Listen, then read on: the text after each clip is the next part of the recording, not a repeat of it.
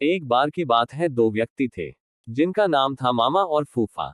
मामा और फूफा दोनों व्यापार करते थे और दोनों व्यापार में सहभागी थे। मामा ने फूफा से कहा, फूफा क्यों ना हम कोई ऐसी वस्तु खरीद लें जो जल्दी खराब ना हो और उसकी कीमत भी बती रहे, फिर हम उसे कुछ वर्षों बाद बेचें जिससे उसके मूलधन से ज्यादा दाम मिले। फूफा ने कहा, ठीक है मामा, तुम्हारी बात तो सही है, पर हम खरीदे क्या? उन्होंने आपस में राय मशवरा किया और लोहा खरीदने का निर्णय लिया। दोनों ने बराबर रुपए मिलाकर लोहा खरीदा। फूफा ने मामा से कहा कि लोहा वह कहीं सुरक्षित स्थान पर रख दे। मामा ने लोहा अपने पास एक पुरानी कोठरी में रख लिया।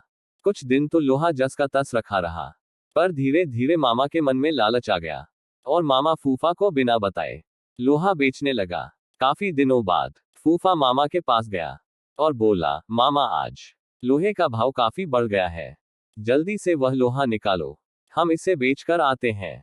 इस पर मामा बोला, फूफा लोहा तो अब कबाड़ घर में नहीं है, क्योंकि लोहे को तो घुन खा गए हैं। फूफा समझ गया कि मामा ने उसके साथ धोखा किया है और उससे बिना बताए सारा का सारा लोहा बेच दिया है। फूफा को क्रोध तो बहुत आया, पर वह बिना कुछ कहे सुने वहां से चला गया। इस घटना के कुछ दिनों बाद फूफा मामा के पास आया और बोला, मामा मैं एक बारात में जा रहा हूँ, बड़ा अच्छा इंतजाम है, अकेला हूँ, चाहो तो अपने लड़के को साथ भेज दो, उसकी भी मौज हो जाएगी और कल सुबह तक हम वापस भी आ जाएंगे। मामा बोला, क्यों नहीं, बेशक, तुम मेरे लड़के को अपने साथ लेकर जाओ और हाँ, इसे बारात में अच्छी तरह खाना वाना खिला देना। फूफा बोला, ये भी भला कोई कहने की बात है, मामा तुम निश्चिंत रहो। इस तरह 2 दिन बीत गए। मामा का लड़का अभी तक घर वापस नहीं आया। मामा को बहुत चिंता हो गई कि अभी तक उसका लड़का घर वापस क्यों नहीं आया है। वह अपने लड़के के बारे में जानने के लिए फूफा के पास गया और बोला, फूफा मेरा लड़का कहाँ है, वह अभी तक घर वापस क्यों नहीं आया है।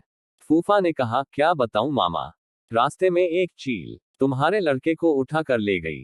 मामा बोला, ये कैसे हो सकता है, भला कोई चील 12 साल के लड़के को उठा कर ले जा सकती है।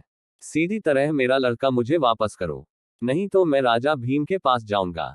फूफा बोला, ठीक है मामा, चलो राजा जी के पास चले, अब वही न्याय करेंगे। मामला वहां के राजा भीम के सामने पेश हुआ। राजा भीम ने सारी बात सुनी और आश्चर्यचकित होते हुए फूफा से कहा, देखो फूफा, तुम झूठ बोल रहे हो, भला कोई चील 12 वर्ष के लड़के को कैसे अपने पंजों से आसमान में ले जा सकती है। इस पर फूफा ने उत्तर दिया, कथा कहून कथावली, सुनो राजा भीम, लोहा को घुन खाए तो लड़का ले गया चील। इस पर राजा भीम सब समझ गए और उन्होंने मामा को आज्ञा दी कि वह फूफा का लोहा वापस कर दे और फूफा को कहा कि वह लड़के को मामा के पास वापस पहुंचा दे।